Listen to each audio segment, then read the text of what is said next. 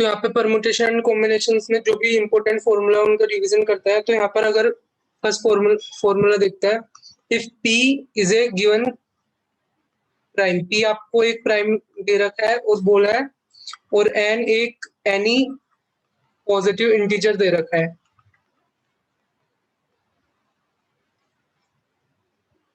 then the maximum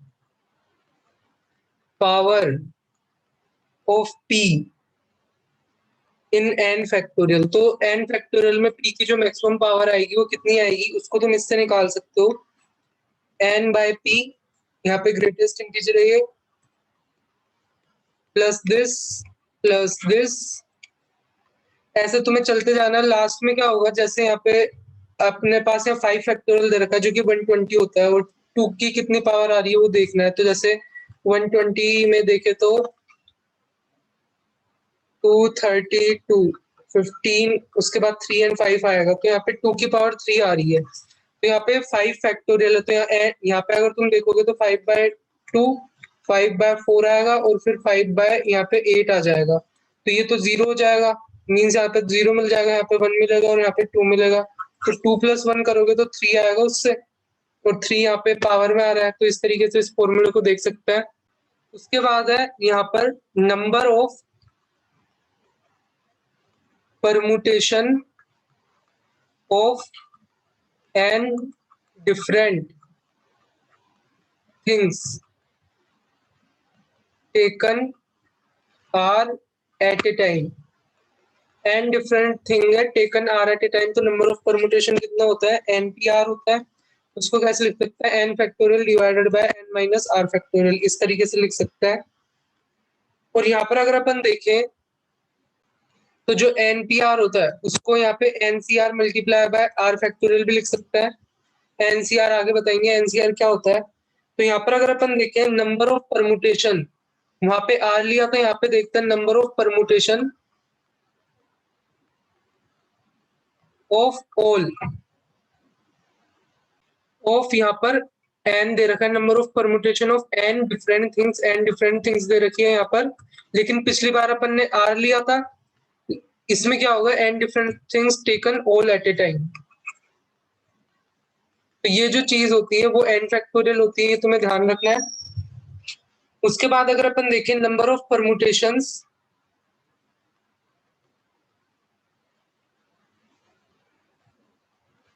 of n things, जिसमें इन n things में p एक जैसी है, p are alike, q are alike and r are alike, इस तरीके से तुम्हें दे रखा है। तो इसका क्या हो जाएगा, n factorial divided bye p factorial, q factorial and r factorial, ये इस तरीके से आ जाएगा। उसके बाद अगर अपन आगे देखें तो फिर यहाँ पे आता है नंबर ऑफ कॉम्बिनेशन, और कॉम्बिनेशन को क्या बोलते हैं, सिलेक्शन भी बोल सकते हो। Number of combinations of n different things taken are at a time, ये होता है एनसीआर। इसको अपन n factorial divided by n minus r factorial multiply by r factorial भी लिख सकते हैं इस तरीके से। इसके कुछ फॉर्मूला होता है, जो एनसीआर होता है वो एनसी n माइनस r के इक्वल होता है, ये भी तुमने पढ़ा होगा। फिर आगे देख, और जो फॉर्मूला तुमने देखे होंगे एनसीआर प्लस एनसीआर माइनस 1, उसको n+1 cr भी लिख सकते हैं, ये भी तुमने देखा होगा। जो r टाइम्स एनसीआर होता है उसको n-1cr-1 भी लिख सकते हैं। जो एनसीआर डिवाइडेड बाय r+1 है उसको तुम क्या लिख सकते हो, n+1cr+1 डिवाइडेड बाय n+1, इस तरीके से भी यहाँ पे इसको यूज कर सकते हो। जो एनसीआर डिवाइडेड बाय एनसीआर-1 होता है इसको n-r+1 डिवाइडेड बाय r, इस तरीके से भी इस पे लिख सकते हो।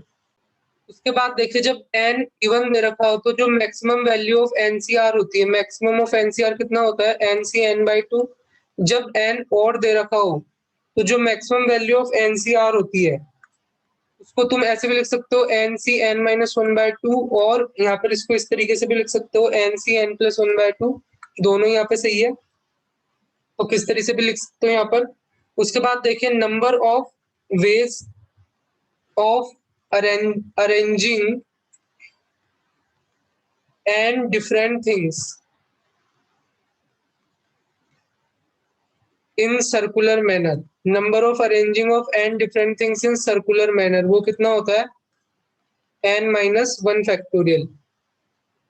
उसके बाद जब एंटी क्लॉकवाइज और क्लॉकवाइज ये जो चीज होती है सर्कुलर में वो मैटर नहीं करती, जैसे कि नेकलेस के केस में और या गार्लैंड के केस में, तो इस केस में जो अपना फॉर्मूला आ जाता है वो n minus 1 factorial divided by 2 हो जाता है. तो यहाँ पे अपन ने n डिफरेंट थिंग्स लिए थे, तो उस केस में अपन ने ये लिखा था, लेकिन यहाँ पे किसका, इनके अरेंजमेंट्स का, तो यहाँ पे अपन देखें तो यहाँ पे अपन ने अरेंजमेंट देखा था तो उसमें n माइनस 1 फैक्टोरियल आया था, लेकिन जब ये मैटर नहीं करता एंटी क्लॉकवाइज और क्लॉकवाइज, तो जैसे नेकलेस और गार्लैंड के केस में, तो यहाँ पे 2 से डिवाइड करता है अपन. उसके बाद देखे अपन total number of combinations of n things taken one or more at a time. ये होता है nc1 nc2 up to ncn, इन सबका सम जो कि 2 raised to power n minus 1 होता है. उसके बाद आगे देखें अपन तो total number of selection of n things, total number of selection of n things जिसमें p अलाइक है, q अलाइक है और r अलाइक है. तो यहाँ पर अगर अपन एटलीस्ट 1 को सिलेक्ट करना है तो उस केस में p plus 1 q plus 1 and r plus 1 का मल्टीप्लीकेशन आ जाएगा. अगर अपन इसमें जीरो भी इंक्लूड करता है, मतलब अगर जीरो इंक्लूड करता है तब तो ये फॉर्मूला आएगा, और अगर एटलीस्ट 1 अपन को सिलेक्ट करना है तो इसमें से 1 हटाना पड़ेगा. तो ये वाला फॉर्मूला कब आएगा, p plus 1 q plus 1 r plus 1, जब अपन को number of selection, total number of selection निकालना है, लेकिन कम से कम अपन को एक तो सिलेक्ट करना पड़ेगा. तो उस केस में ये फॉर्मूला आएगा. जब अपन के पास ये रेस्ट्रिक्शन नहीं है कि अपन को कम से कम एक चीज लेनी, तो उस केस में ये फॉर्मूला आ जाएगा. उसके बाद अगर अपन देखें बाकी की चीजें आगे देखें, तो अगर अपन को n एक नंबर है जो p1 raise to power a multiply by p2 raise to power b multiply by p3 raise to power c, some कुछ ऐसे टाइप का दे रखा है, जहाँ जो a b c है वो नॉन नेगेटिव इंटीजर्स है, नॉन नेगेटिव इंटीजर्स. और उसके बाद देखें अपन जो p1 p2 p3 है वो क्या है, प्राइम्स है.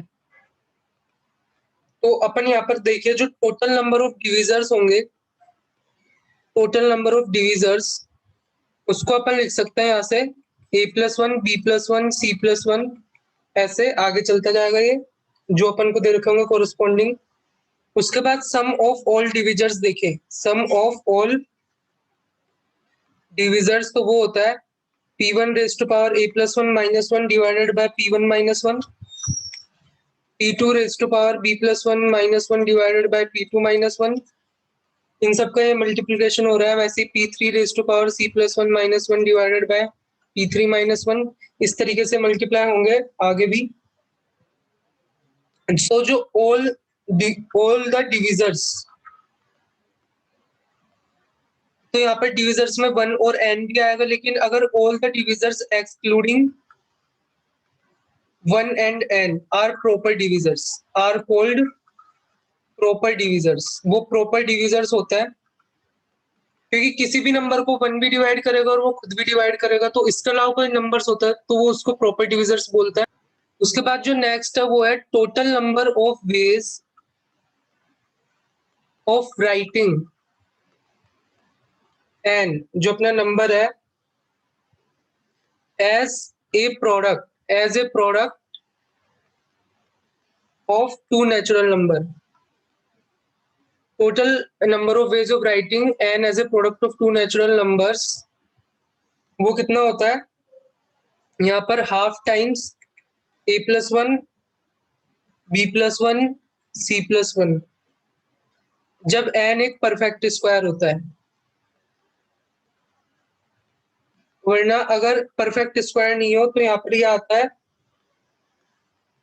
b+1 c+1 ऐसे तो आता ही है, उसके साथ साथ क्या आएगा, और यहाँ पे ये n इज यहाँ पे नॉट ए परफेक्ट स्क्वायर के केस में होता है। अगर ये परफेक्ट स्क्वायर नहीं हो तो उसके केस में ऐसा होगा, अगर परफेक्ट स्क्वायर है तो इसके साथ यहाँ पे +1 और हो जाता है, और ये पूरा आगे यहाँ पर हाफ से मल्टीप्लाइड है, इस तरीके से। तो ये नॉट परफेक्ट स्क्वायर का केस है और ये परफेक्ट स्क्वायर का केस है, ये ध्यान रखना। मैंने थोड़ा बोलने में गलती कर दिया। इस तरीके से ये अपने पास है। उसके बाद अगर अपन आगे देखें तो यहाँ पर आगे अपने पास ये है, तो वहां पर अपन ने जो नंबर है उसको ऐसे लिखा था p1 raise to power a, p2 raise to power b, p3 raise to power c and so on. तो if n is a perfect square, अगर n एक परफेक्ट स्क्वायर हो तो जो a b c ये सारे इवन होंगे, ये तुम देख सकते हो। अगर ये एक परफेक्ट स्क्वायर है तो अगर n एक परफेक्ट क्यूब है तो ये जो a b एंड c होंगे वो मल्टीपल ऑफ 3 होंगे, ये भी तुम देख सकते हो, ये मल्टीपल ऑफ 3 होंगे। यहाँ पर जैसे n तुम्हें ये दे रखा है 2 raise to power a, 3 raise to power b, 5 raise to power c। तो यहाँ पर अगर अपन देखें, अगर n एक ऑड है, ऑड नंबर है, तो उस केस में अपना a की वैल्यू को 0 होना पड़ेगा। इफ n, यहाँ पर अगर अपन देखें, और बाकी जो b, c और d है वो सारे ग्रेटर देन इक्वल टू 0 हो सकते हैं। यहाँ पर अगर n एक ऑड है तो उसमें 2 का फैक्टर नहीं आएगा इस जगह। अगर n एक इवन है तो जो a है वो तो उसमें एक कम से कम एक 2 तो आना चाहिए, a greater than equal to 1 होना चाहिए, और बाकी जो b, c और d है ये चीज ग्रेटर देन इक्वल टू 0 हो सकती है आगे। उसके बाद अगर अपन देखें नेक्स्ट चीज, तो नेक्स्ट अपने पास नंबर ऑफ नॉन नेगेटिव, यहाँ पे integral solution, number of non negative integral solution of the equation. अपने को number of non negative integral solution of this equation बताना है, x1 plus x2 plus x3 up to xn is equal to, यहाँ पे xr तक ले लो, यहाँ पर ये n दे रखा है, तो यहाँ पर अपन को इसके बताना है। तो यहाँ पर ये कितना हो जाएगा, तो n plus r minus 1 C r minus 1, ये number of non negative integral solution of this equation हो गया। r की वैल्यू यहाँ से फाइंड आउट करनी है, n की इधर से लेनी है। उसके बाद अगर अपन देखें यहाँ पर, तो number of positive integral solution, number of positive integral solution of this equation, यहाँ पे कितने हो जाएंगे, n minus 1 C r minus 1।